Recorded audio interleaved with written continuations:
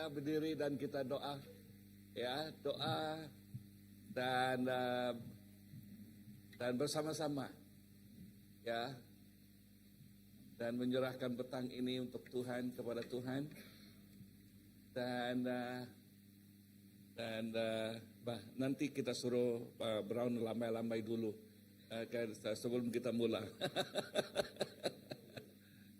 Oke.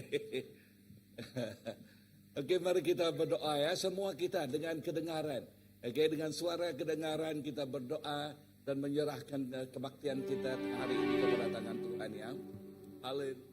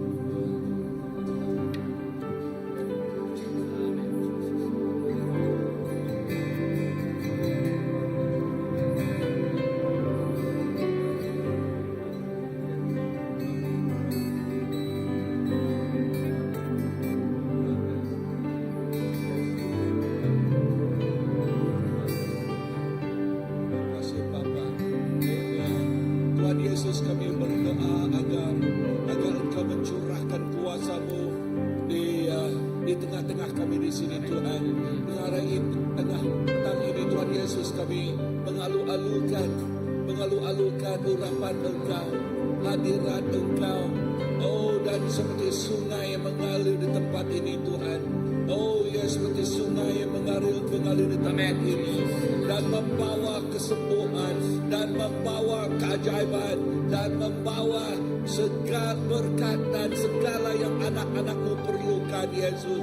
Bapa, terima kasih sebab kami tahu Engkau mengatakan 2 atau 3 orang berkumpul di dalam namamu, maka engkau bersama-sama dengan mereka, Tuhan.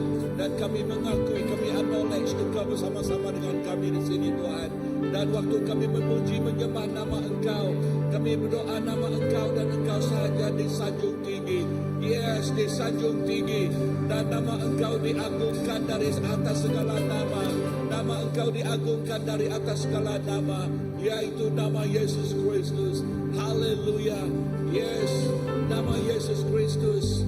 Yes, that are worthy to be praised, worthy to be worshipped, worthy to be adored. Haleluya. Oh Yesus, terima kasih.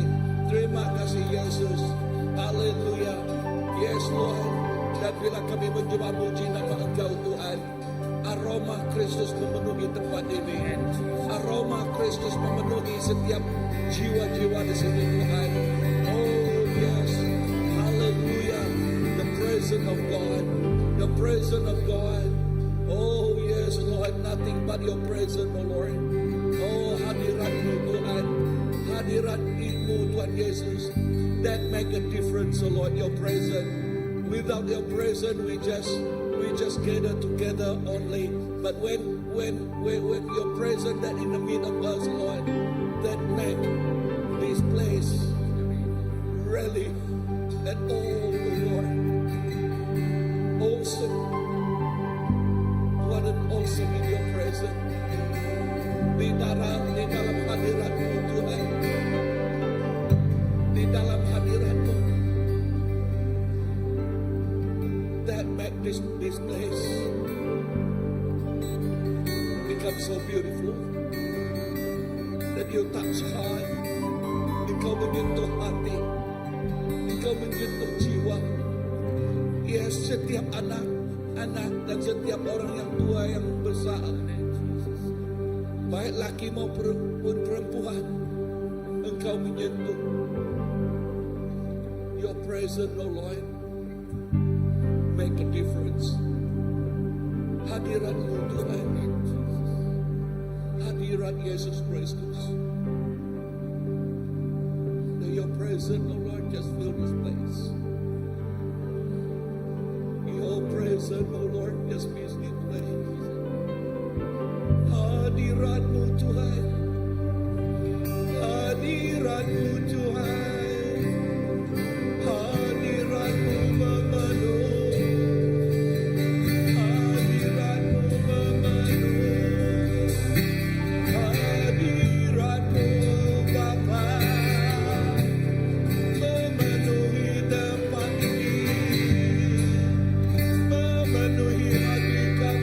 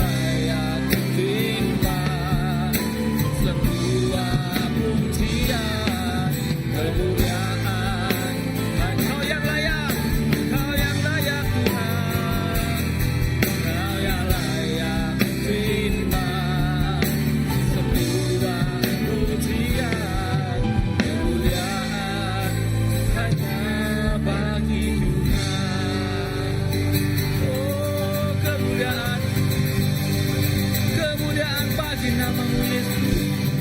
Terima kasih Bapa. Thank you Jesus. Haleluya, amin. Haleluya. Sebab percaya kita diberi kuasa menaklukkan musuh. Amin. Haleluya, kita diberikan kuasa daripada Raja kita Yesus menaklukkan musuh. Amin. Haleluya.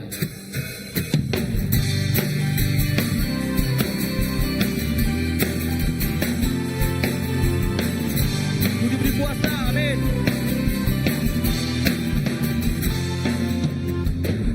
Diberi kuasa Raja mulia menaklukkan musuh.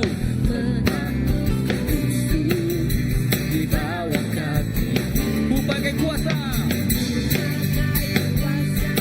dan Raja mulia. Bila Allah ada bersamaku, siapa jadi lawanku? Sungguh besar, sungguh besar Kau Tuhanku. Engkau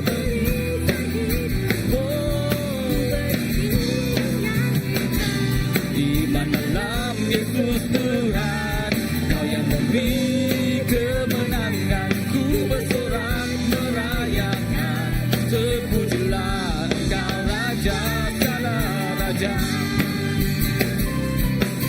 Diberi kuasa, amin. Diberi kuasa dan Raja mulia. Di bawah kakiku ku pakai kuasa dari Raja mulia.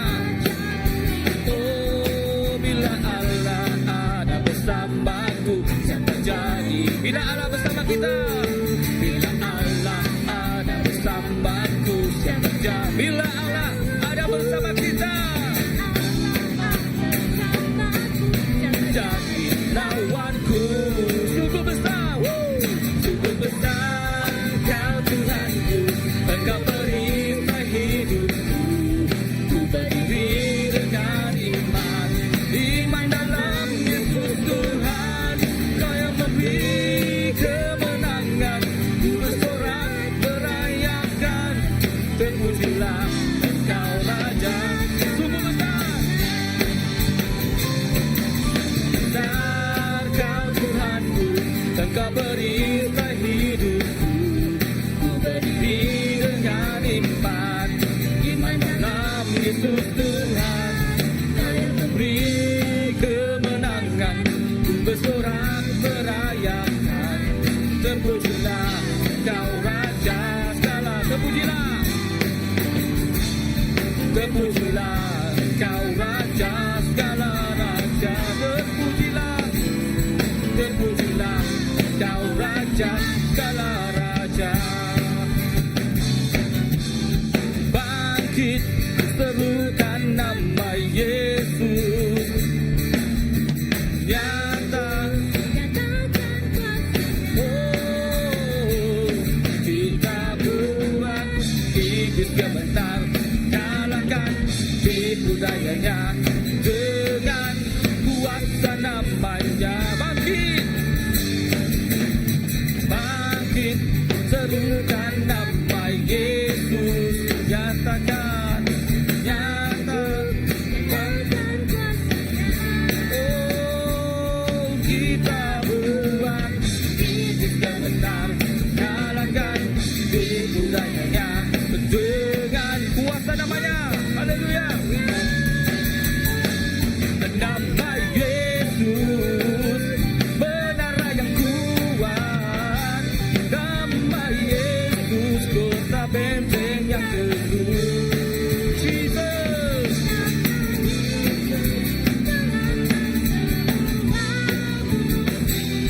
Nama Yesus di atas segalanya. Bangkit, bangkit, serukan nama Yesus. Maju, maju, nyatakan kuasanya. Kita buat iblis kemenang. Kalahkan tipu dayanya dengan kuasa namanya. Nama Yesus.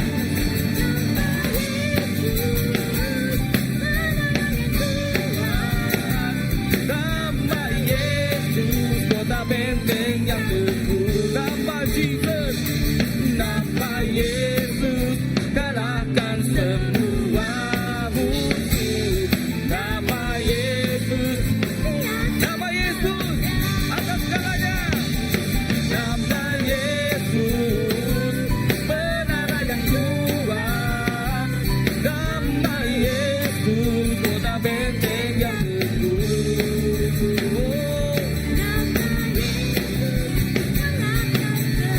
Wah musuh, nama Yesus di atas segalanya. Oh, nama Yesus di atas segalanya. Nama Yesus di atas segalanya. Di atas segalanya.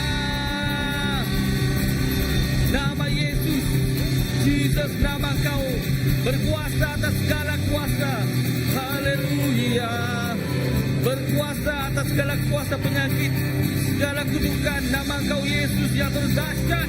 Haleluya Lord. Thank you Jesus. Thank you Lord. Oh nama Yesus, menara yang. Nama Yesus, kota benteng yang teguh. Nama Yesus, kalahkan semua musuh. Nama Yesus, nama Yesus. Oh nama kau yang berkuasa Tuhan. Nama Yesus,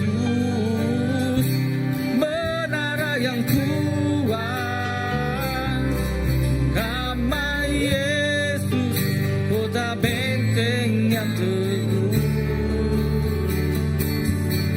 Nama Yesus, kalahkan semua musuh. Nama Yesus di atas segalanya. Nama Yesus di atas segalanya. Oh, nama Yesus di atas segalanya.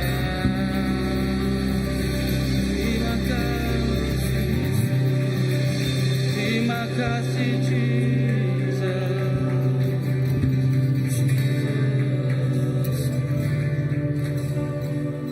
Nama Engkau atas segalanya Tuhan.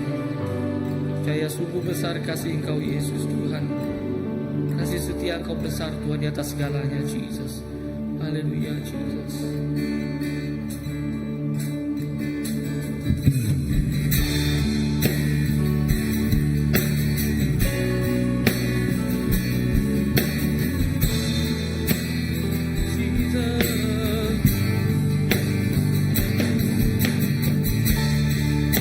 Sungguh besar kasih setiamu Bapa.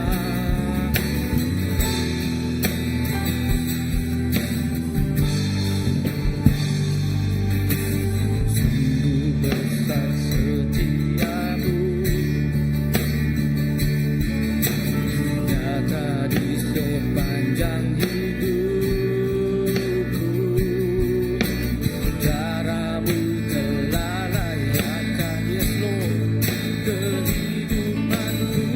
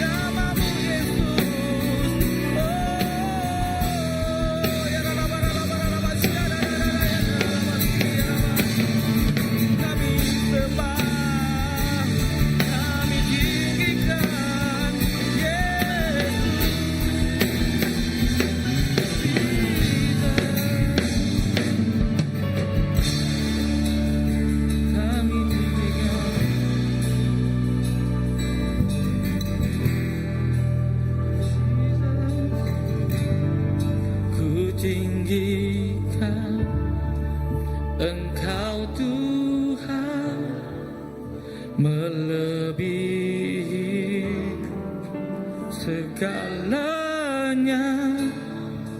lebih dalam ku menyembah, dalam roh dan kebenaran ku tinggikan Engkau Tuhan melebihi segalanya, lebih dalam ku menyembah,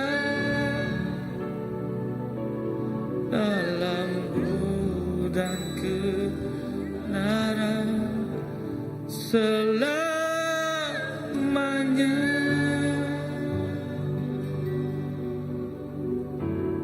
Jesus, kami sembah Engkau yang terindah, Yesus. Kau yang termanis, Yesus. Kaulah segalanya, Tuhan. Jesus, urapi kami, Tuhan, dengan roh Kau, Tuhan, pagi petang hari ini, Yesus. Kami mau menyembah Kau lebih dalam lagi, Tuhan.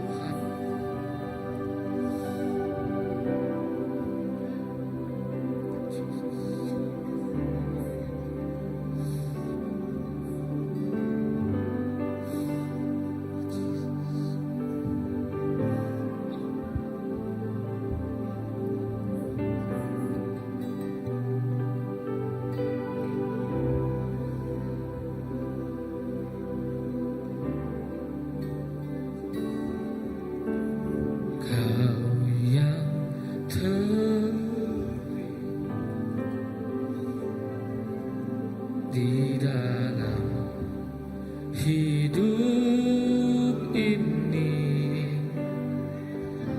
tiada Allah Tuhan yang seperti Engkau, besar perkasa penuh kemuliaan.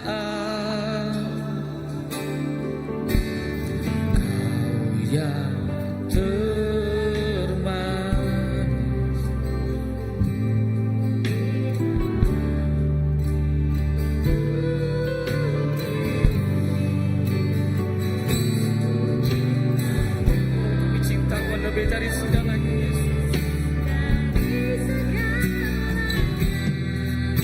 Besar kasih setiamu kepadaku,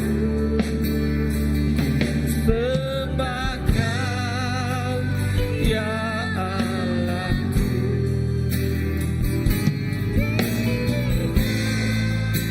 Namamu selalu setiap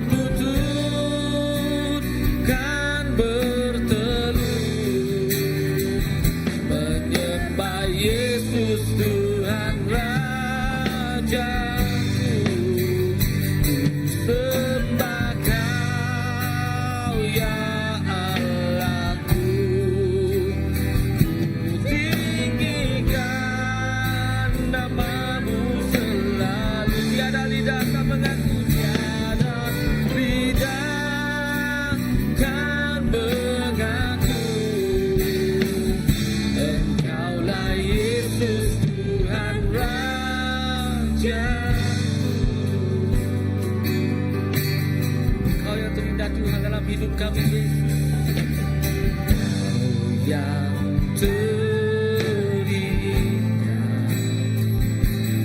di dalam hidup ini, tiada Allah Tuhan yang seperti Engkau, besar perkasa penuh kemuliaan. Kaulah yang teringat, Kau yang termanis di dalam hidup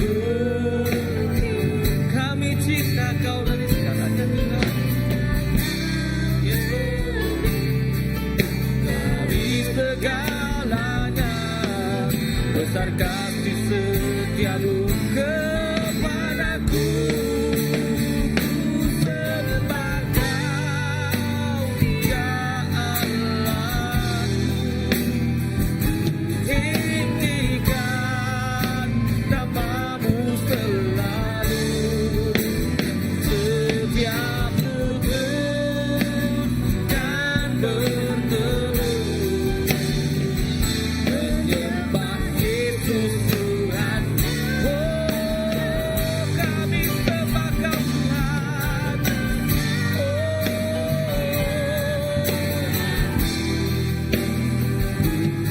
Tinggikan nama-Mu selalu.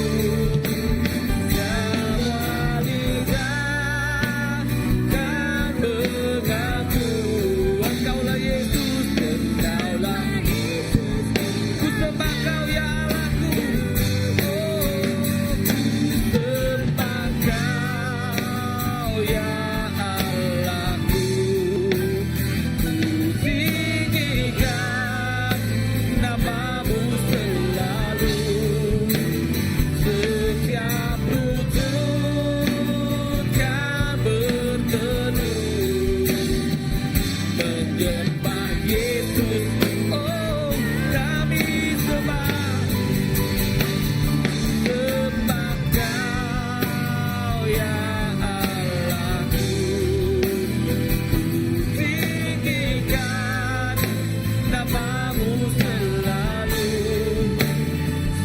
Semua lidah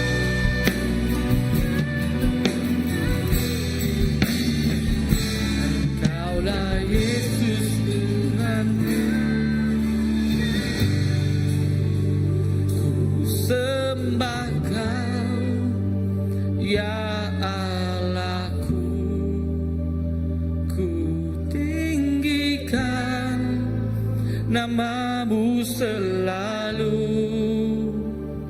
Yes,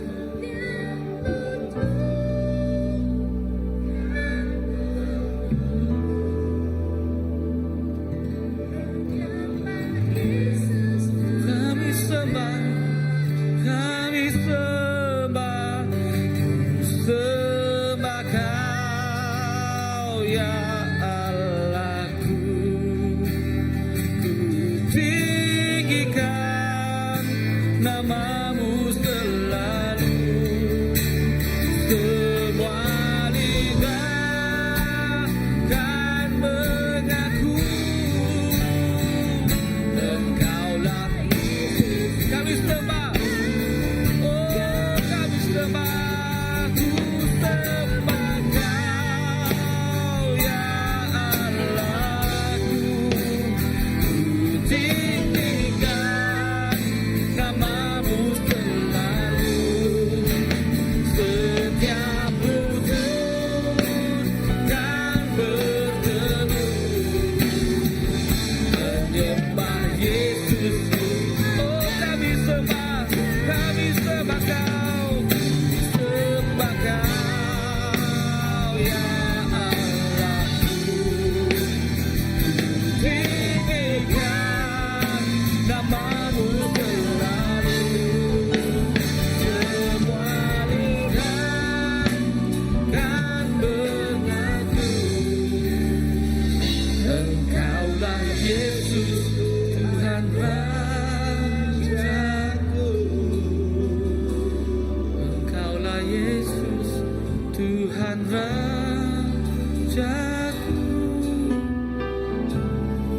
Engkaulah Yesus Tuhan Rajaku.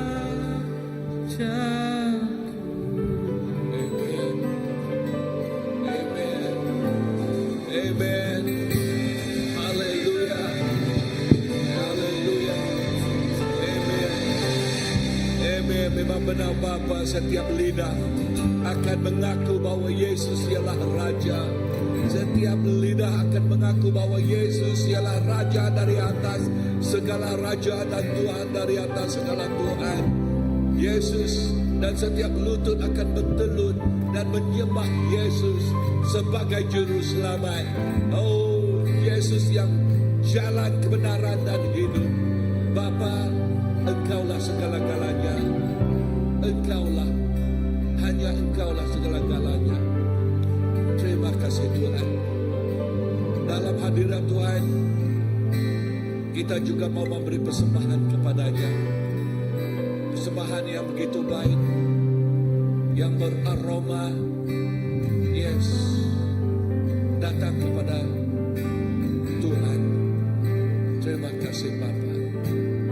Amen.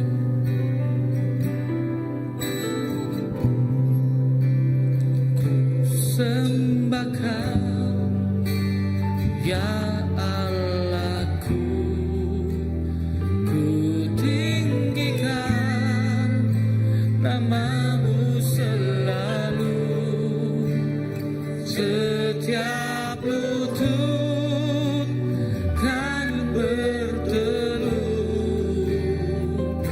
menyembah Yesus Tuhan Rajaku.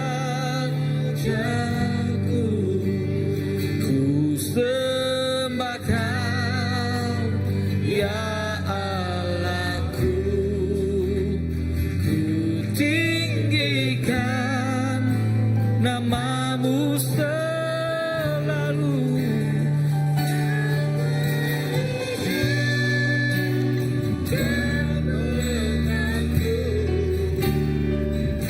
Engkaulah Yesus Tuhan, Engkaulah Yesus Tuhan aku.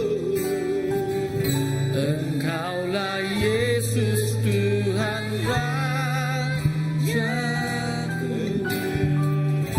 Engkaulah Yesus Tuhan Rajaku. Amen. Engkaulah Tuhan dan Raja kami Tuhan. Raja yang tidak ada tandingannya, yang tidak ada bandingannya. Raja yang dari atas segala raja. Dia Tuhan dari atas segala Tuhan. Oh haleluya. Dan yang harus diagungkan dan dimuliakan. Yesus ialah namanya. Terima kasih Bapa. Bapa terima kasih kepada persembahan ini. Dan saya berdoa agar Engkau memberkatnya, melipat-lipatkan ganda Tuhan. Dan untuk memperbesarkan kerajaan-Mu dan memuliakan nama-Mu Bapa. Dan doa kami, kerajaan-Mu datang dan kehendak-Mu akan terjadi. Bapa terima kasih, berkatilah setiap anak-Mu di sini Tuhan. Dan sebentar lagi kami akan mendengar firman-Mu. Dan kami berdoa agar setiap firman-Mu diurapi oleh Engkau. Dan firman itu Tuhan yang menjadi pelita kepada kaki kami. Firman-Mu itu Tuhan Yesus yang menjadi makanan kepada kehidupan rohani kami. Firman-Mu itu ialah segala-galanya bagi kebahagiaan kehidupan setiap anak yang mendengar dan menerima segala kebenaran. Tuhan terima kasih. Ini kami minta di dalam nama Allah Bapa, Anak dan Roh Kudus kami sudah berdoa. Semua katakan amen, amen, amen, amen. Haleluya. Amen. Tuhan kita baik. Katakan kepada jiran sebelah, Tuhan kita baik. Ya, dan selama-lamanya. Amen, amen. Haleluya. Dan dengan ini juga kita akan menikmati firman Tuhan dari Pastor Nelo. Dan dengan itu saya menjemput Pastor untuk tampil ke hadapan. Terus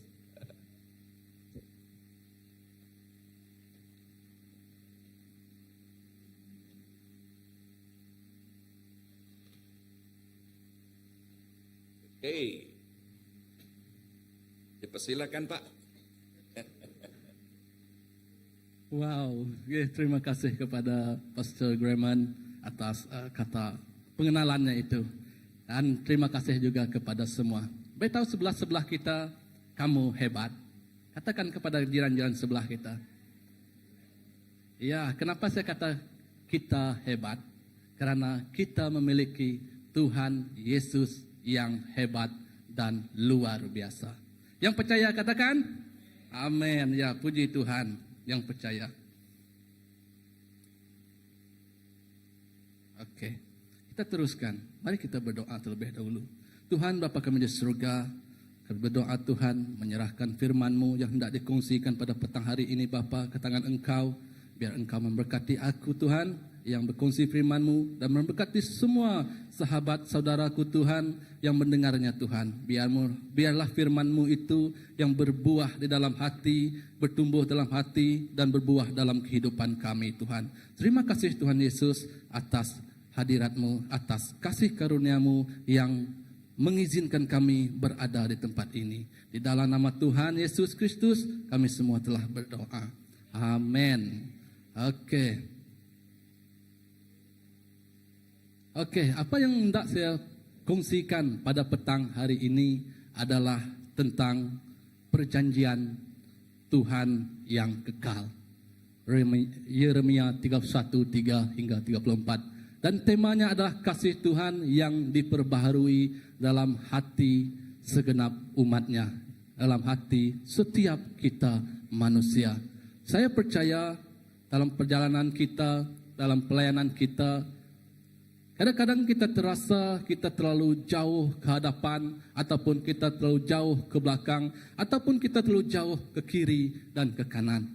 Tetapi satu pesan yang kita harus ingat, yaitu janganlah lelah bekerja di ladang Tuhan. Ada lagu ini, jangan lelah bekerja di ladang Tuhan. Kenapa kita tidak harus lelah bekerja di ladang Tuhan? Karena itu adalah merupakan perjanjian yang Tuhan ingin hadirkan, yang Tuhan ingin sampaikan kepada kita semua. Mari kita mengimbau kembali, atau mengenangkan kembali perjanjian Tuhan yang kekal dalam Yeremia 31 hingga 34. Sebelum kita mendalami firman ini, saya ingin bercerita tentang satu kisah. Ini adalah kisah cinta yang terpisah. Oke ya, tentang cinta yang terpisah. Ya, pada zaman dahulu ini pun ada di movie kan, dalam cerita, ini cerita lama, di mana dalam satu kampung yang agak terpencil di luar bandar, yaitu pedalaman, di mana ada beberapa orang keluarga yang berada di kampung berkenaan. Pada suatu hari, ada seorang gembala Tuhan, yaitu pastor, yang dihantar ke luar bandar berkenaan. Dia diberi peranan untuk melayani di kampung yang jauh berkenaan. Dalam pelayanan bersama itu, seorang pastor ini, dia telah berkenalan dengan seorang perempuan yang bernama Elizabeth. Saya percaya ada nama Elizabeth sini kah? Tak ada, syukur tak ada. Ini tak ada kenal mengenal. Ini cerita saja. Okey, dia berjumpa dengan seorang wanita yang bernama Elizabeth, di mana Elizabeth pun melayani orang kampung di tempat berkenaan. Elizabeth pun orang yang percaya kepada Tuhan. Apa yang terjadi di waktu itu, mereka semakin mengenali satu sama lain, mereka semakin mengenali hati budi masing-masing, mereka saling mengenali. Malah orang kata kesukaannya, apa yang dia suka, apa yang tidak suka, mereka saling mengenali satu sama lain dengan lebih mendalam. Apa yang terjadi di sebaliknya ialah pastor ini telah dipanggil, dihantar untuk ke medan peperangan. Karena waktu itu adalah waktu peperangan yang melanda negara berkenaan, di mana segala pergolakan, segala tangisan yang terjadi di mana-mana kerana kekurangan tenaga tentera. Pastor ini diambil, dijemput untuk dihantar ke medan peperangan. Dalam situasi yang berjauhan ini, Elizabeth dengan kekasihnya itu, setiap hari kekasihnya itu akan mengutuskan surat cinta kepada Elizabeth yang sampai ke kampung berkenaan. Elizabeth dengan hati yang gembira, hati yang teruja, hati yang dengan penuh juga pertanyaan kerana dia belum mengerti, belum faham apa isi yang terkandung dalam surat berkenaan.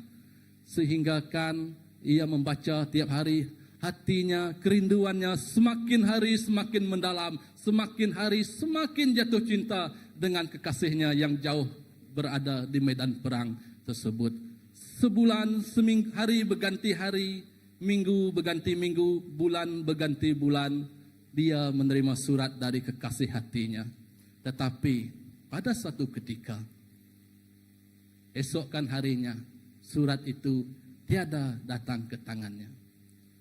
Mungkin dalam hati Elizabeth, mungkin ada sesuatu yang menyebabkan ia tidak dapat menghantar surat ataupun menulis surat pada hari berkenaan.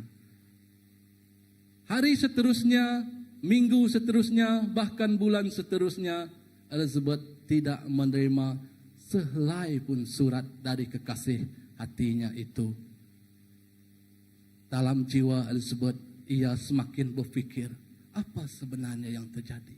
Adakah dia telah meninggal? Adakah dia telah melupakan aku? Adakah dia telah jauh pergi daripadaku? Bermacam-macam persoalan yang hadir di dalam benak fikiran Elizabeth pada waktu itu. Karena ia telah berjauhan dari kekasih hatinya. Dan kekasih hatinya tidak mengutuskan surat dengan begitu lama. Secara sedar tidak sedar, peperangan telah habis, 3 tahun telah berlalu. Satu surat memang tidak diterima. Lepas itu Elizabeth berhijrah ke bandar. Ia melayani di bandar. Ia terjumpa dengan seorang lelaki yang cukup mengenalinya, yang mengambil berat terhadapnya, terhadap keluarganya, mengambil berat tentang kehidupannya. Itu menyebabkan Elizabeth jatuh cinta semula. 3 tahun telah berlalu. Elizabeth jatuh cinta dengan lelaki yang bukan kekasihnya, hatinya yang dahulu. Yaitu bila telah beranak dengan suami, dia berkahwin dengan lelaki yang dijumpa itu, mereka beranak pinak, berlalulah sudah 3 tahun seterusnya. Apa yang terjadi 3 tahun seterusnya? Kekasih hatinya yang ia ingatkan telah hilang selamanya, kembali ke suatu tempat mencari Elizabeth. Dalam situasi ini, biar saya tinggalkan dengan pertanyaan untuk pribadi kita.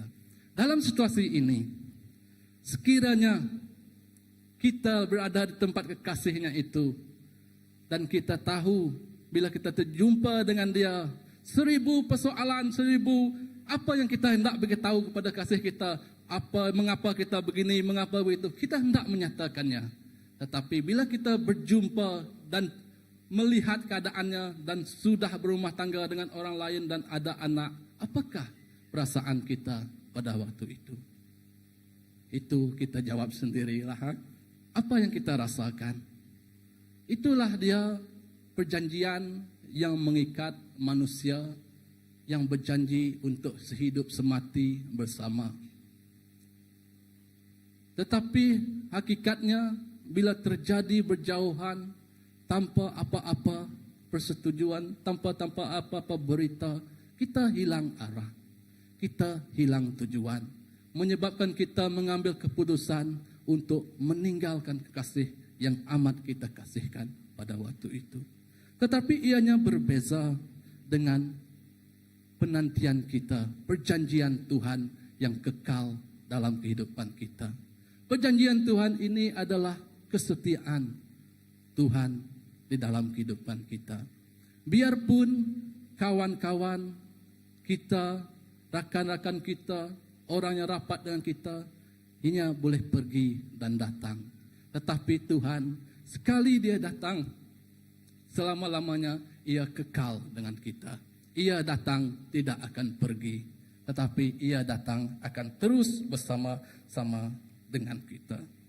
Itulah kehidupan kita manusia, tiada kepastian, hanya dengan penantian, karena kita mengandalkan kekuatan pribadi kita sebagai manusia. Sebelum kita masuk lebih mendalam lagi dalam perjanjian ini, ada beberapa perbezaan yang harus kita mengerti, yaitu antara perjanjian dengan persetujuan ataupun kontrak, ataupun kita sebut covenant atau agreement. Ia nampak berbunyinya sama, tetapi ianya berlainan.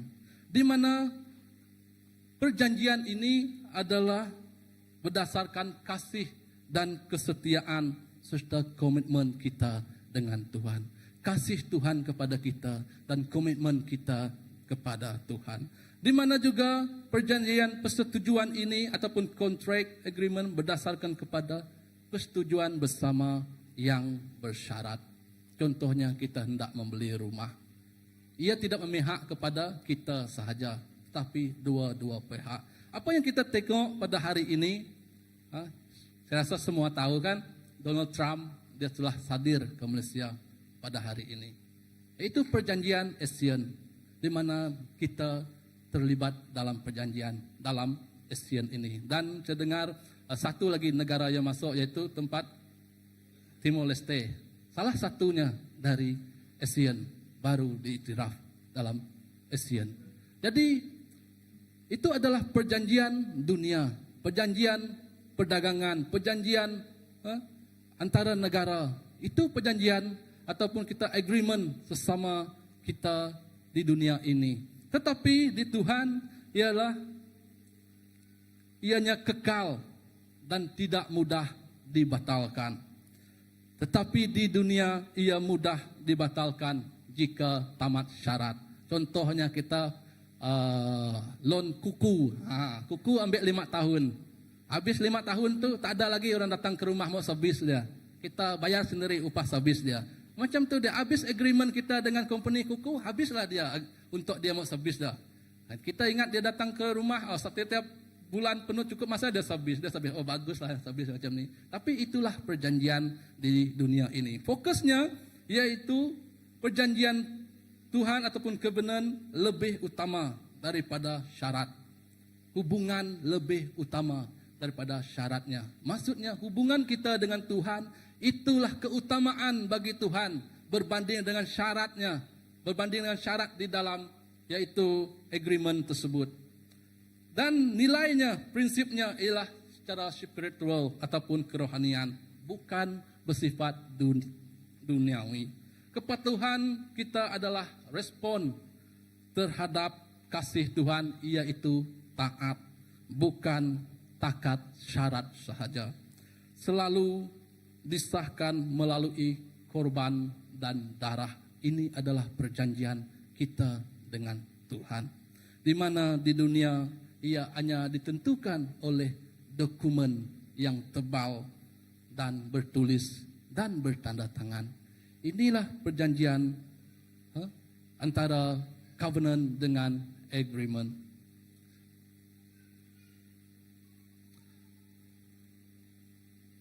Okay, next.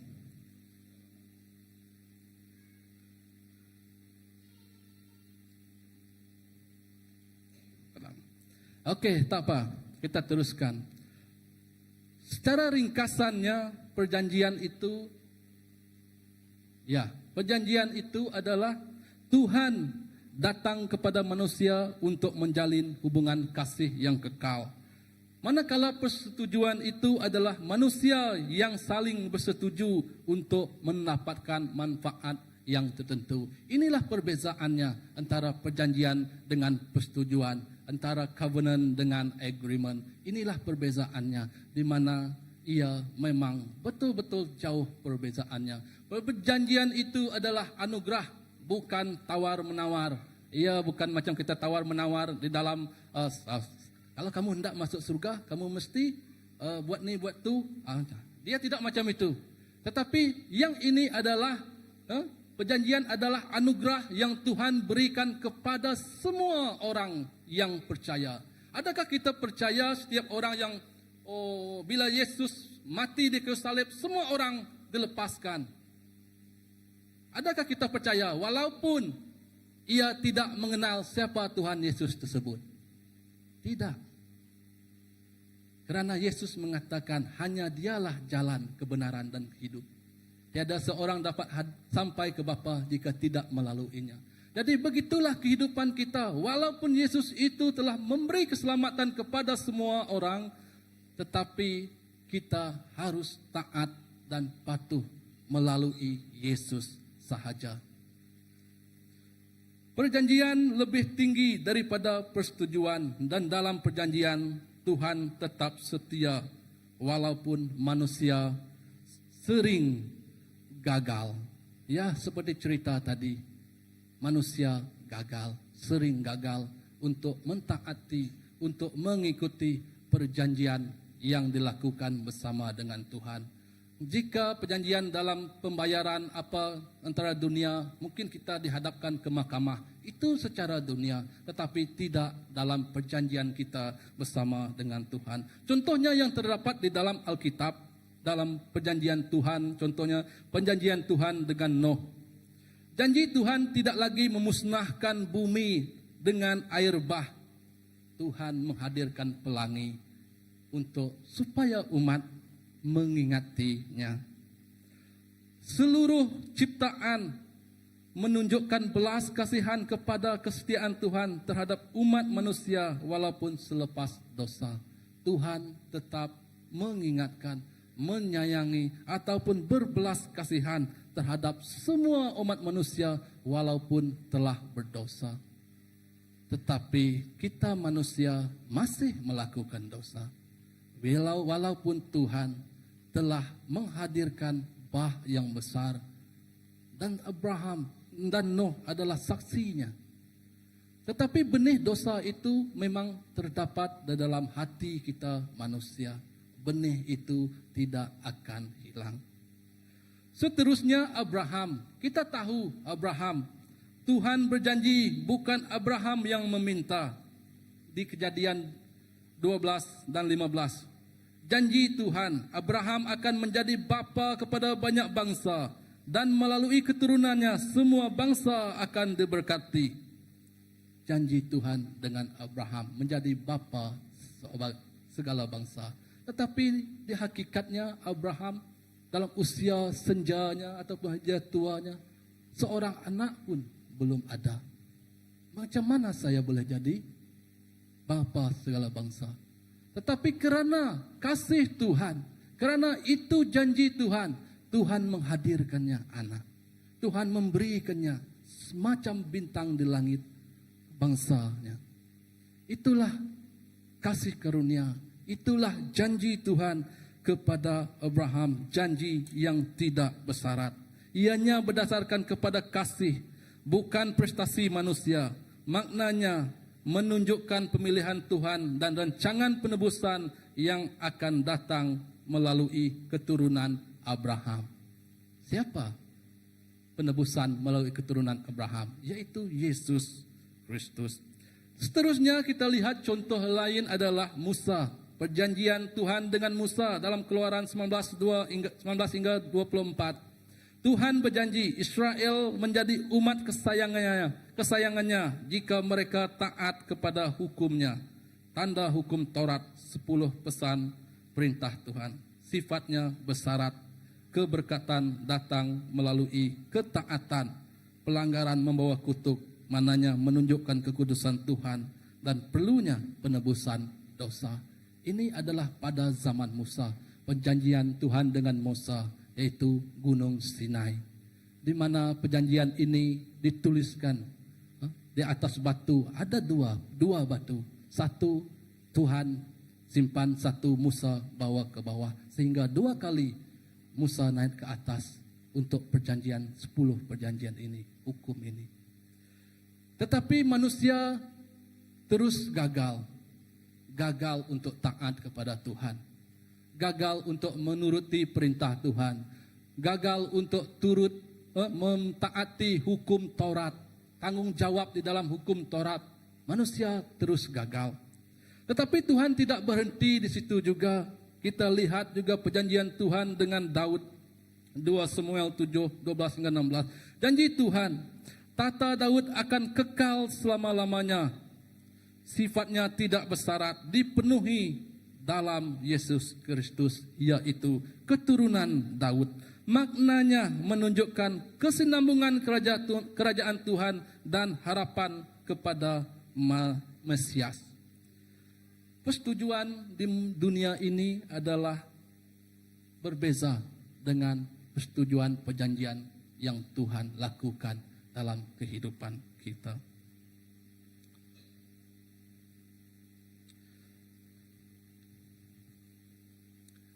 Ya, mari kita lihat kepada Yeremia 31 hingga 32. Lihatlah, akan tiba harinya, firman Tuhan, apabila aku membuat perjanjian baru dengan keturunan kaum Israel dan keturunan kaum Yehuda. 32. Tidak seperti perjanjian yang telah kubuat dengan nenek moyang mereka ketika aku membimbing tangan mereka untuk membawa mereka keluar dari tanah Mesir. Perjanjian itu telah diingkari mereka. Sungguh pun aku ini seperti suami bagi mereka. Demikianlah firman Tuhan. Seterusnya, Yeremia 33 hingga 34. 31 ayat 33 hingga 34. Ayat 33. Inilah perjanjian yang akan kubuat dengan keturunan kaum Israel selepas zaman itu. Tuhan berfirman, aku akan meletakkan hukumku dalam fikiran mereka dan menulisnya dalam hati mereka. Aku akan menjadi Allah mereka dan mereka akan menjadi umatku. Tiada seorang pun daripada mereka akan mengajar jirannya atau saudaranya dengan berkata, kenalilah Tuhan, kerana semuanya daripada yang terkecil kepada yang terbesar akan mengenal aku. Demikianlah firman Tuhan, aku akan mengampunkan kesalahan mereka dan tidak akan mengingati dosa mereka lagi. Ya, ini firman Tuhan di dalam Yeremia 31 ayat 31 hingga 34. Di mana ayat 31 itu adalah Tuhan berfirman, lihatlah akan tiba harinya, firman Tuhan. Apabila aku membuat perjanjian baru dengan keturunan kaum Israel dan keturunan kaum Yehuda. Ini adalah menerangkan bahwa Tuhan sendiri yang akan menyediakan dan memulakan perjanjian ini dengan manusia. Tuhan sendiri yang menyediakannya, bukan orang lain. Perjanjian baru dalam Ibrani bukan ubah suai, yaitu perjanjian ini bukan ubah suai. Perjanjian lama ini bukan perjanjian ubah suai, tetapi hanyalah perjanjian penggenapan, yaitu transformasi total di dalam perjanjian lama kepada perjanjian baru antara kita dengan Tuhan yang menggabungkan kembali Israel dengan Yehuda, yaitu pemulihan kesatuan umat Tuhan. Tuhan ingin memulihkan semua umatnya untuk terus taat, terus berada di dalam perjanjian dan terus diselamatkan oleh Tuhan, yaitu Tuhan tetap setia walaupun umatnya gagal. Dia mencari kita dahulu. Konsepnya Tuhan yang mencari kita dahulu, bukan kita yang mencari Tuhan pada perjanjian ini. Bila kita tengok dalam proses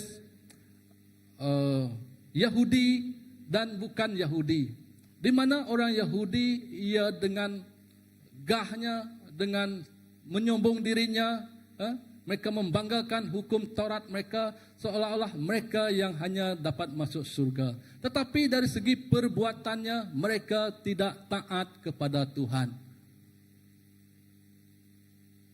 Jadi kalau mereka berpikiran seperti ini, apa yang di Rom, apa yang dikatakan dalam Roma, yaitu semua bangsa diselamatkan, tidak kira Yahudi ataupun bukan Yahudi.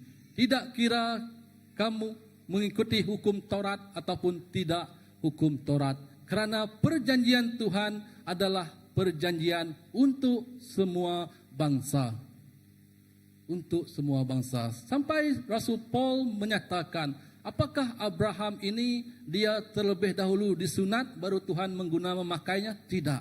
Sebelum dia disunat, Tuhan telah memilih Abraham. Bukan selepas disunat. Begitu juga kehidupan kita. Kita harus percaya kepada Tuhan kita. Kita harus berpegang kepada janji Tuhan dengan kita. Seterusnya, Yeremia 31, 32. Perjanjian yang telah kubuat dengan nenek moyang mereka ketika aku membimbing tangan mereka untuk membawa mereka keluar dari tanah Mesir.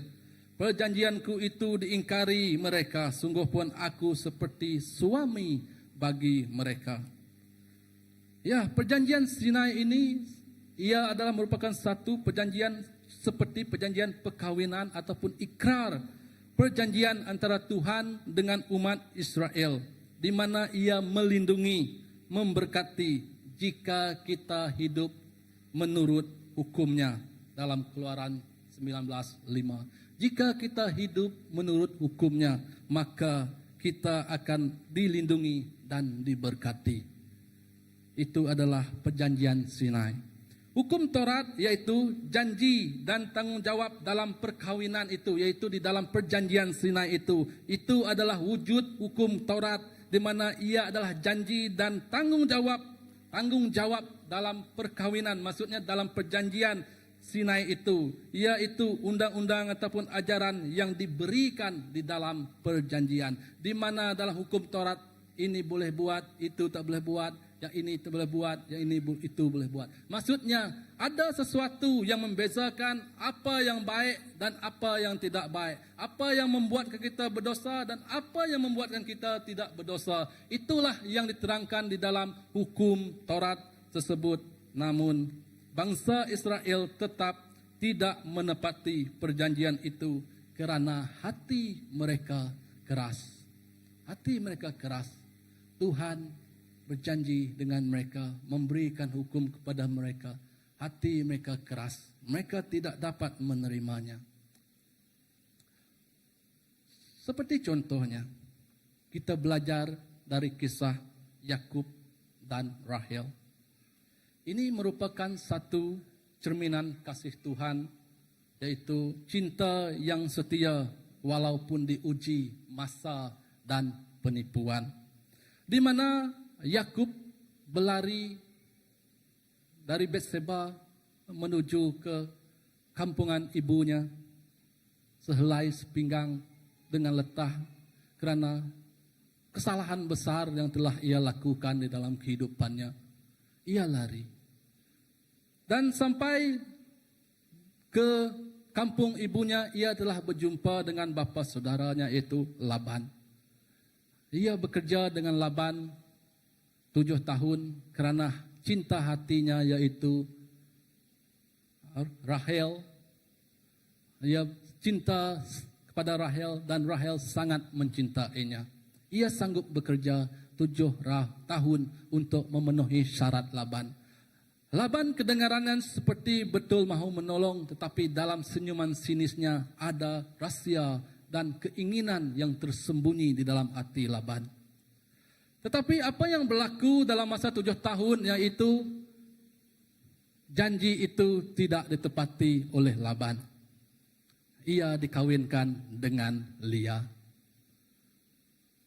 Hati yang cukup geram, pasrah, marah, macam-macam perasaan yang dirasai, yang menempuh, yang melanda fikiran Yakub pada waktu itu.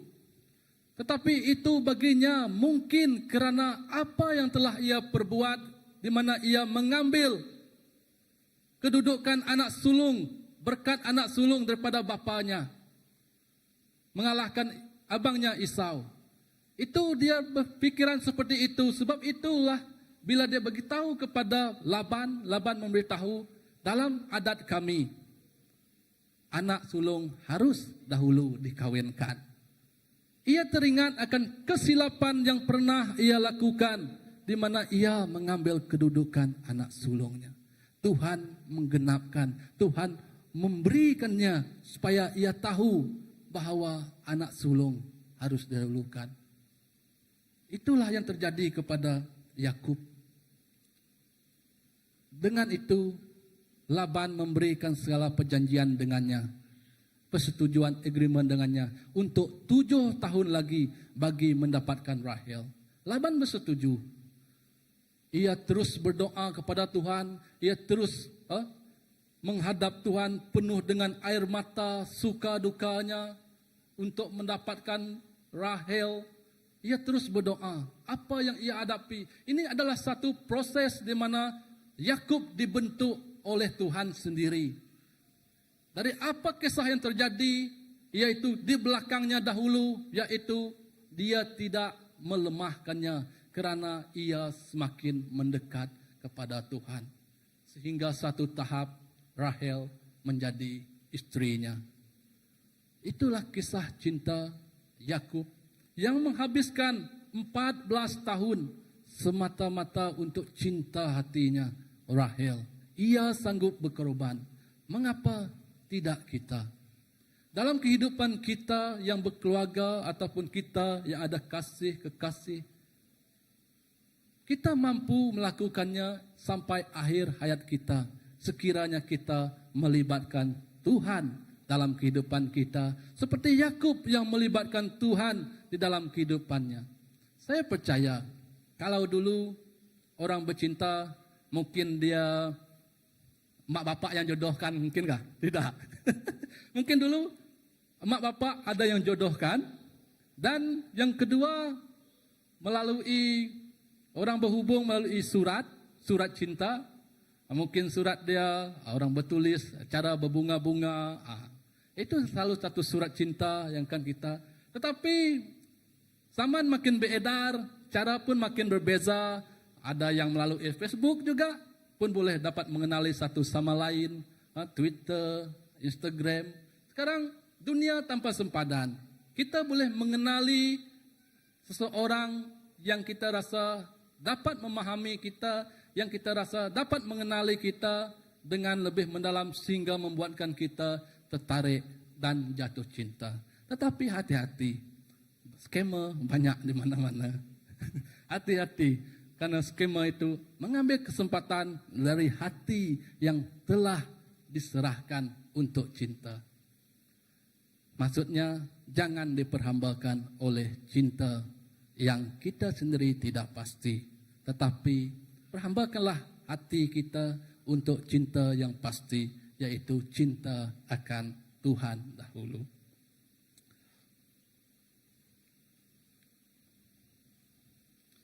Seterusnya, Yeremia 31, 33, 34.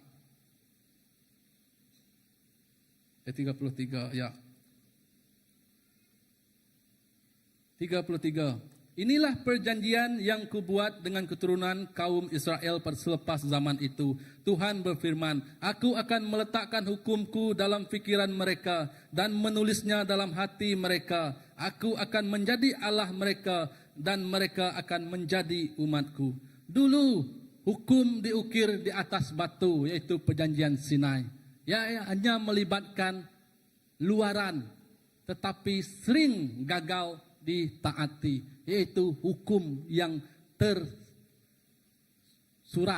hukum yang tersurat, hukum yang tertulis di atas batu. Kita sering gagal mentaatinya. Perjanjian baru menulis hukum di atas hati, di dalam hati, yaitu merujuk kepada hubungan kasih yang hidup, digenapi melalui Roh Kudus. Dalam Yohanes 36, 27 ataupun 2 Korintus 3:3. Inilah perubahan sejati datang dari hati yang diperbaharui oleh Roh Kudus Tuhan. Jika dulu kita hukum itu, perjanjian itu, ia hanyalah tulis di atas kertas, di atas batu, ataupun kertas untuk kita baca. Tetapi ia berlainan apabila Tuhan menyatakan kepada Nabi Yeremia bahwa hukum akan ditulis di dalam hati kita. Ia melibatkan hati kita karena ia harus dari melalui dalaman kita untuk ia timbul ke luar. Pembentukan yang penting adalah bukan luaran semata-mata. Pembentukan yang penting dan yang berguna adalah pembentukan dalaman. Kerana dalaman itulah yang memberi impact yang sangat luar biasa kepada luaran kita. Kerana apa yang ada dalam hati kita, yang tersirat dalam hati kita, itukah lah yang akan membentuk kepribadian kita. sebagai seorang yang percaya. Dalam Yeremia 31:34, tiada seorang pun daripada mereka akan mengajar jirannya atau saudaranya dengan berkata, kenalilah Tuhan, kerana semuanya daripada yang terkecil kepada yang terbesar akan mengenal aku. Demikianlah firman Tuhan, aku akan mengampunkan kesalahan mereka dan tidak akan mengingati dosa mereka lagi. Ini adalah puncak perjanjian baharu, di mana penggenapan akan terjadi. Tuhan memberi pengampunan dan pemulihan hubungannya dengan Tuhan. Tuhan bukan sekadar menghapuskan dosa, tetapi Tuhan tidak mengingatinya lagi. Tuhan tidak mahu mengingati dosa yang telah manusia lakukan dalam beberapa keturunan yang lalu. Tetapi Tuhan penuh dengan kasih-Nya, penuh dengan kesetiaannya, penuh dengan janjinya untuk memberi kehidupan yang sejati kepada manusia. Semua orang dapat mengenal Tuhan secara pribadi, bukan hanya melalui imam ataupun para nabi. Ini adalah kalau dulu kita melalui perantara saja, tetapi selepas ia diturunkan ke dalam hati, ia adalah terus antara kita dengan Tuhan. Kita dengan Tuhan, kita boleh berdoa terus dengan Tuhan, kerana ia telah ditanam di dalam hati kita. Pengampunan total membuka pintu hubungan intim dengan Tuhan, yaitu Tuhan mengampunkan kita tanpa mengingati dosa kita. Ia berbeza dengan kita manusia. Kadang kita manusia, bila kita mengampun seseorang, belum tentu kita dapat seperti sedia kala. Belum tentu kita dapat rapat seperti sebelumnya. Karena itu kita manusia. Itu adalah hakikatnya, bahwa kita manusia sukar untuk mengampuni orang. Mungkin kita boleh mengampuninya, ya, saya mengampuni dia. Saya boleh katakan saya mengampuni orang yang bersalah terhadap saya. Tetapi saya tidak membalas dendam, tidak. Saya tidak membalas dendam ke semua kerana saya telah mengampuninya.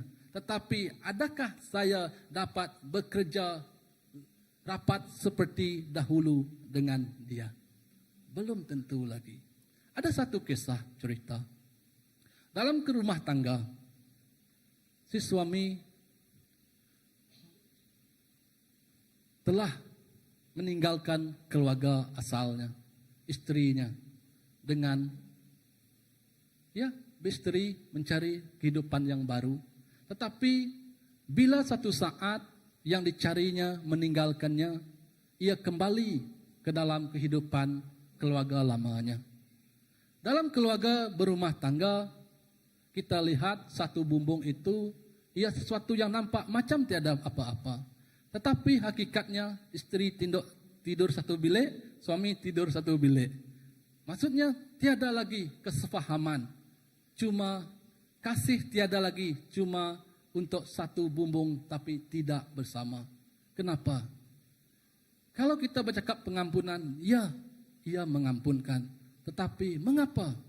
Sesuatu yang susah untuk kita jawab, tapi senang untuk kita bimbing, untuk kita ajar, untuk kita bentuk, senang. Tapi untuk kita sendiri menjawab dalam tahap itu terlalu payah. Apa yang harus kita katakan adalah terus berdoa, berdoa, berdoa. Hati yang telah remuk, ia tidak akan terobati dengan sehari dua. Ia tidak akan terobati dengan tempoh masa yang singkat. Tapi ia perlukan tempoh masa yang lama, setahun, 2 tahun, 3 tahun, 4 tahun. Itu terpulanglah kepada individu tersebut, mentasirnya individu tersebut, terus berharap kepada cintanya itu.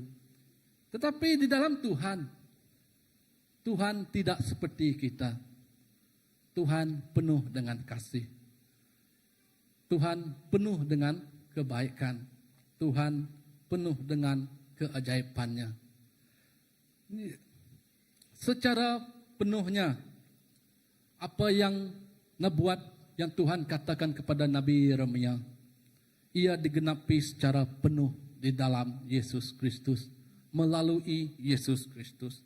Di mana penjamuan kudus, perjanjian baru dalam darahku, dalam Lukas 22:20. Yaitu Kristus merupakan iman besar dan perantara perjanjian baru. Yesus Kristus adalah penggenapan perjanjian lama. Sebab itu perjanjian lama tiada penghujungnya kerana perjanjian lama belum digenapi oleh darah Yesus Kristus. Ini bermaksud pengampunan total ataupun tuntas melalui salib dalam Ibrani. Maksudnya tiada yang tertinggal lagi. Tuhan tidak kata saya ampunkan ini, tapi saya tidak ampunkan yang ini. Dia tidak berkata macam itu. Tuhan ampunkan seluruh kesalahan total kita, seluruh dosa kita tanpa melihat apa kategori dosa yang kita lakukan. Dosa tetap dosa. Tuhan mengampuni keseluruhannya tanpa melihat kehidupan masa lalu kita. Walaupun kadang kita merasakan kita mengasihi diri sendiri lebih, terlampau lebih sangat. Sehingga kan tidak mampu untuk kita berjalan ke hadapan dengan lurus. Kerana kenangan, sikap, ataupun kerinduan, ataupun benda yang menyebab kita ke belakang itu terlampau tebal di dalam hati kita. Tuhan berfirman, aku akan meletakkan hukumku dalam fikiran mereka dan menulisnya dalam hati mereka. Inilah dalam Yeremia 31:32. Apa yang diletakkan hukum di dalam hati kita? Yaitu Yesus Kristus yang memeteraikan perjanjian baru melalui darahnya. Bermakna kita diampuni melalui darah Yesus. Yang kedua, kita diberi hati yang baru. Yang lama tiada lagi, kehidupan yang lampau tiada lagi. Kerana kehidupan yang baru telah hadir di dalam hati kita. Dosa-dosa silam kita tidak akan menghantui kehidupan kita pada masa yang akan datang. Kerana semuanya telah diselesaikan di kayu salib oleh darah Yesus Kristus. Bukan setakat itu saja. Kita telah diakui Tuhan menjadi anak-anak Allah. Wow, menjadi anak Tuhan itu sesuatu yang sungguh luar biasa. Jika kita fikirkan sekarang, jika kita anak raja di dunia ini, apa yang kita rasa? Wah, tentu kita rasa kemain, mewah kehidupan, kita rasa sudah beruntung saya, macam tu. Tetapi dalam konsep ini kita anak raja yang di atas segala raja. Apakah kita masih tidak bersyukur lagi? Apakah kita masih tidak rasa gah lagi? Apakah kita tidak merasa kita cukup diberkati? Kerana Raja telah mengakui kita sebagai anaknya. Luar biasa. Tuhan kita luar biasa. Ini menunjukkan penebusan dosa yang kekal. Bukan lagi melalui korban binatang, korban bakaran, korban tepung. Tidak melalui itu semua lagi. Tapi korban anaknya sendiri, yaitu Yesus Kristus yang mati di kayu salib. Sebagai seorang yang percaya, apa yang perlu kita lakukan, yaitu ada 3 komitmen untuk umat Tuhan. Yang pertama adalah perjanjian ini seperti ikatan perkawinan. Ikatan perkawinan ini adalah kiranya perkawinan ini kita mentaati Tuhan, kita akan diberkati. Kita akan diberkati dengan pelbagai berkat yang kita sendiri tidak mengerti. Karena cara Tuhan bekerja berbeza dari cara pemikiran kita. Yaitu jika kita hendak kekalkan perkawinan ini dengan Tuhan, hubungan kita yang intim dengan Tuhan, kita harus taat kepada Tuhan. Kita harus setia kepada Tuhan. Kita harus kembali bersama kepada Tuhan. Yang kedua adalah perbarui komitmen setiap hari. Merujuk kepada di manakah hati kita berdiri. Kadang kita perlu bertanya kepada diri sendiri. Apakah yang patut aku lakukan? Apakah mesej yang hendak Tuhan sampaikan dalam hidupku lewat kehidupanku masa akan datang maupun pada hari ini? Kita harus bertanya kepada Tuhan. Kerana melalui pikiran kita manusia, kita terlampau limit, terlampau terhad.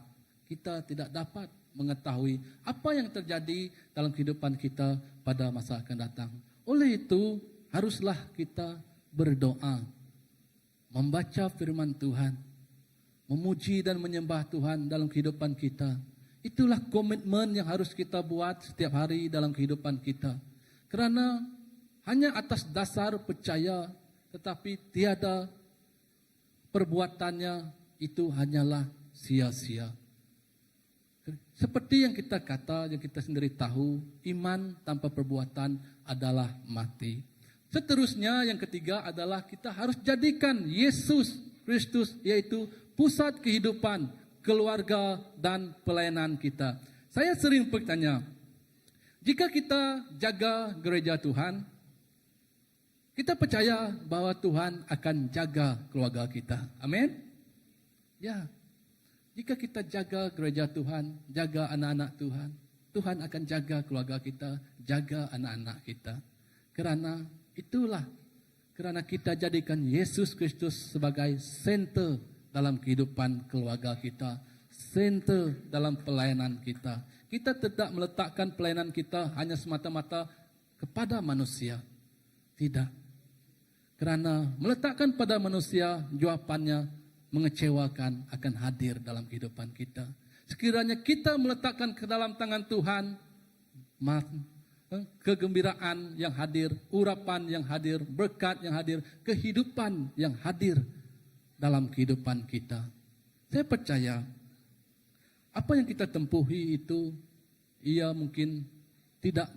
mungkin ia melemahkan kita. Tetapi karena kita percaya Tuhan hadir dalam kehidupan kita, itulah yang memampukan kita untuk berdiri kuat, berjalan dengan kuat, berjalan hingga ke akhirnya dengan harapan Tuhan menyertai kita. Ya, saya panggil untuk yang Praise and Worship team.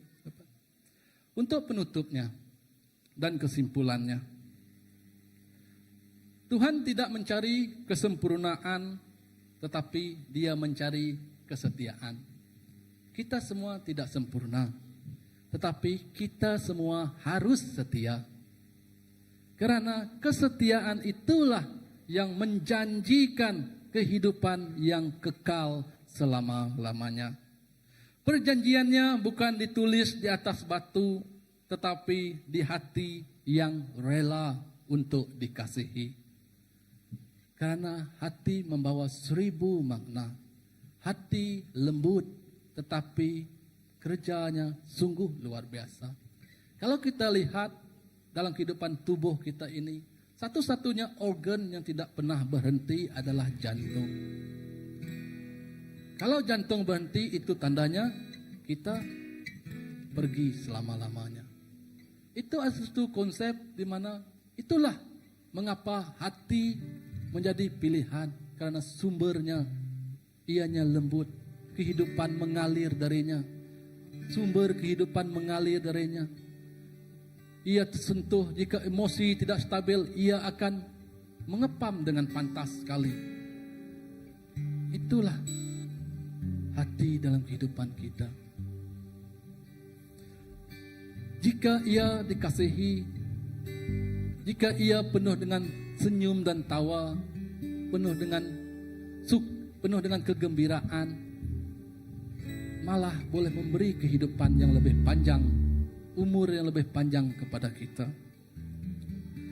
Seperti yang Tuhan katakan, aku tidak menjadi Tuhan mereka, tetapi aku akan menjadi Tuhan mereka, dan mereka akan menjadi umatku selamanya.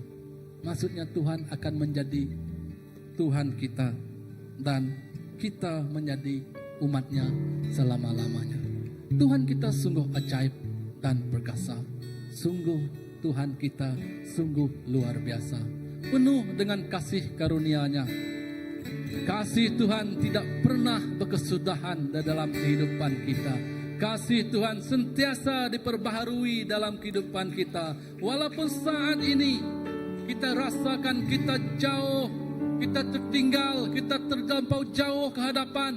Tetapi kita harus menjadi satu kawanan yang kuat, satu tim yang kuat, satu pasukan yang hebat, yaitu berjalan bersama-sama dengan Tuhan Yesus Kristus. Kehidupan yang sempurna bukan kerana kita yang sempurna, tetapi kehidupan yang sempurna kerana kita mempunyai Tuhan yang sempurna dan luar biasa. Ya, mari kita berdiri, bangkit bersama.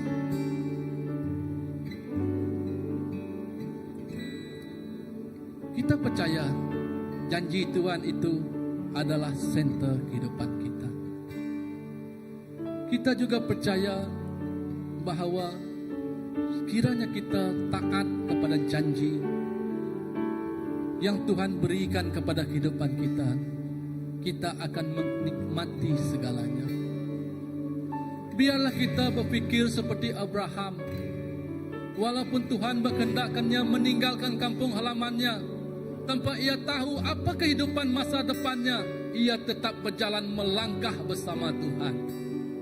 Biarlah hari ini kita melangkah bersama Tuhan dalam janji yang tak pernah, janji yang tidak pernah tidak ditaati.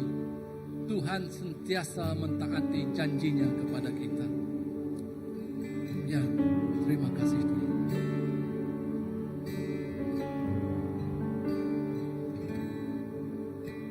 Amen.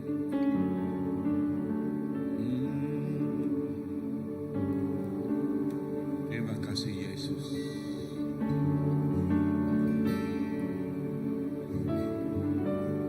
Terima kasih Tuhan.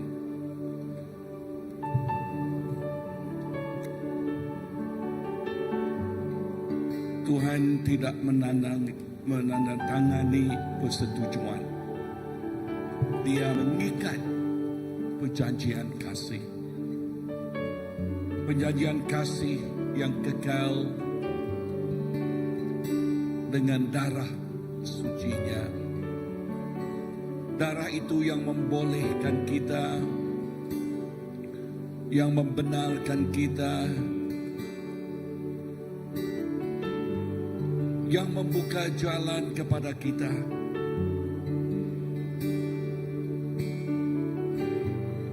Perjanjian Tuhan berasaskan kasih, bukan kepentingan manusia. Bapa, terima kasih kepada apa yang Kau ajarkan, apa yang Kau berikan, dan apa yang Kau telah mendalamkan kepada kehidupan kami dan mengingatkan kami kembali bahwa perjanjian Engkau dengan kami manusia ini tidak ada sesuatu yang boleh membahagikannya, sebab darah-Mu telah memperteraikannya. Seal it. Your blood seal it. Bapa, terima kasih. Terima kasih Tuhan, sebab darah-Mu memeteraikannya. Seal it. We are so grateful. We are so thankful. Yes. Terima kasih Tuhan. Nothing can compare with that precious blood. Nothing can compare with that precious blood. And therefore, saya menyerahkan setiap kami di sini kepada tangan Engkau. Dan setiap hari, setiap masa, setiap waktu kami menikmati kasih yang telah dimeteraikan oleh darah-Mu.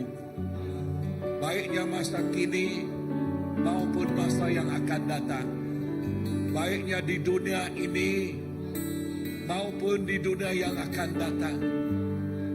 Oleh darah-Mu Tuhan, itu yang seal it, memeteraikannya Tuhan, yang mengatakan kami ialah kepunyaan Engkau.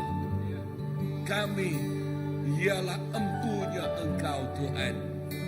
Kami ialah anak Tuhan. Bapa, terima kasih. Terima kasih Yesus. Dan baliknya kami dari tempat ini, Engkau bersama dengan kami. Engkau menyertai kami. Dan Engkau Tuhan mengingatkan kami senantiasa darah-Mu membolehkan kami. Your blood make us possible, make all things possible. Your precious blood. Terima kasih Bapa. Di dalam nama Yesus kami sudah berdoa. Semua katakan amen, amen, amen, amen. Oke, mari kita duduk. Ya, amen. Dan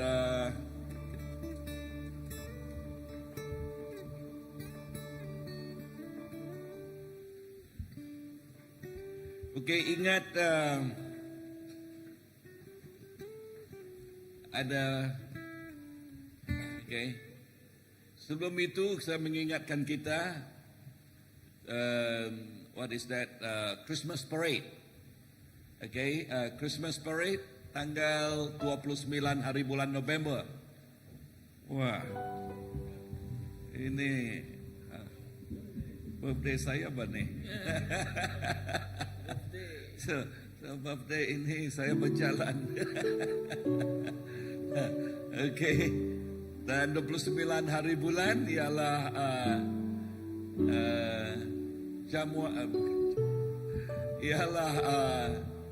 prayer walk, menjadi prayer walk kita. Christmas parade, ya, Christmas parade. Dan ada berapa belas gereja yang ikut? Barangkali ada 18 kah? Ya, yang ikut bersama. Dan 18, sebab hari ini ada sebuah gereja juga mau ikut, ya, yaitu Bethany. Dan mereka juga mau ikut. Dan untuk berita terbaru BM kita boleh scan, dan semua berita di sana. Ini yang terbaru ini. So this is some improvement for us. So you just scan, then you know everything what is going on with the BM. Saya difahamkan Pak Brown juga pandai scan itu. Pandai betul dia.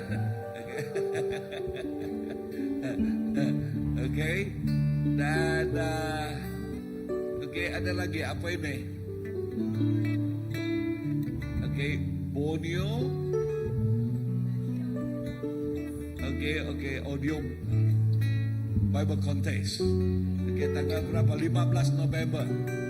Dan menggalakkan ibu bapa lah untuk menghantar anak mereka supaya mereka ikut sama di dalam kontes itu, ya. Dan ini bukan saya fahamkan bahwa ini bukan hanya kita memenangi kontes itu, tetapi itu juga kita mendidik anak kita untuk merindui firman Tuhan, dan maka itu mereka akan boleh bertumbuh di dalam Tuhan. Kalau mereka tidak diajar dari kecil, maka senang mereka dipengaruhi oleh dunia ini. Tetapi kita tidak mau anak-anak kita dipengaruhi, tetapi mereka yang mempengaruhi. Amin. Ya, tetapi mereka yang mempengaruhi. Ini begitu bagus di dalam sebuah gereja. Kenapa Pak Ibu Bapak, ini sebuah gereja, ini benar-benar di dalam tadika seorang anak, tadika seorang anak, ya, berkawan dengan kawan dia yang mereka begitu rapat sekali berkawan, ya, di tadika. Dan anak ini menjemput kawannya belum pergi ke gereja. Ada juga lah bapaknya, dan apa yang bagus dari hasil itu, dia katakan, ikut saya. Dan dia masih di tadika, dia pergi, dia tidak boleh drive. Siapa drive dia? Ibunya dan bapak juga ikut. Dan waktu ibu bapaknya ikut mendengar firman Tuhan, bapaknya dan maknya menerima Yesus karena anaknya itu. Ya, kan bagus. Betul kan? Ini kisah benar. Ya, dan ini penting juga. Sebab itu hantar anak kita pergi ke sana. Ya. Dan di sekolah juga primary school. Kan? Anak masih tadika kan? Di tadika menggali anak boleh mempengaruhi anak-anak yang lain. Ya, dan ikut kami ya, pergi gereja ya. Wah. Dan ini bagus kan? Amen. Ada lagi, Jonathan. Ini apa ini? Oh, kelas pemuridan. Ini 5.0. Oke, kelas pemuridan kepada kita yang belum, yang sudah syukur, tetapi yang belum boleh rujukkan. Dan juga baptisa. Sebelum ini ada baptisa kan? Ada kelas baptisa juga bermula. Kalau ada sudah mula. Kalau ada yang mau menghantar juga boleh kan? Masih ya. Ini Christian Living, kelas penghidup Christian baru. Dan mulai tahun yang akan datang, tahun baru, dan kita harus register nama kita yang dahulu terlebih dulu ya. Dan juga kita, wah ini berita istimewa ini, ya, di mana orang punya.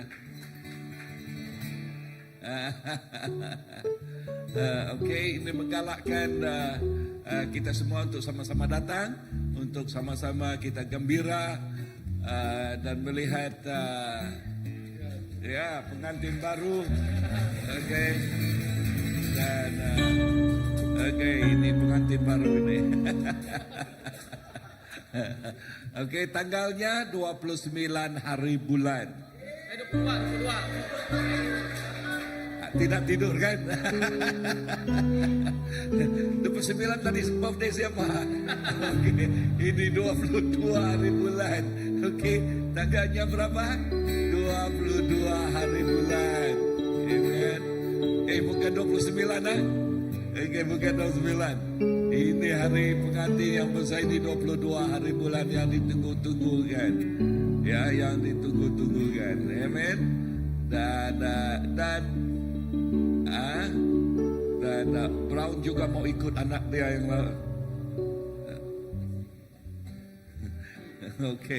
Dan satu lagi ini marriage renewal. Kepada yang mau yang sudah berkawin tetapi belum dikawinkan di gereja, dan kita mau diberkati dan menggalakkan supaya kita juga boleh menghantar nama kita. Dan hantar nama Dara dan Brown untuk datang, mereka belum.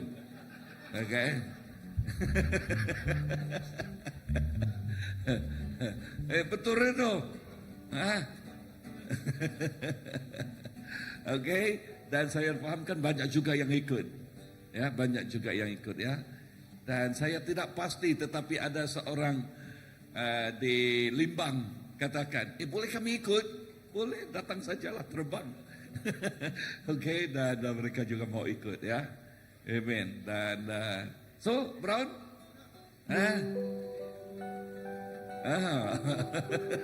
renew lagi. Amen. Jadi Tuhan memberkati kita semua, dan kita balik di dalam berkat Yesus Kristus dan curahan Roh Kudus bersama-sama dengan kita. Tuhan memberkati. Amen.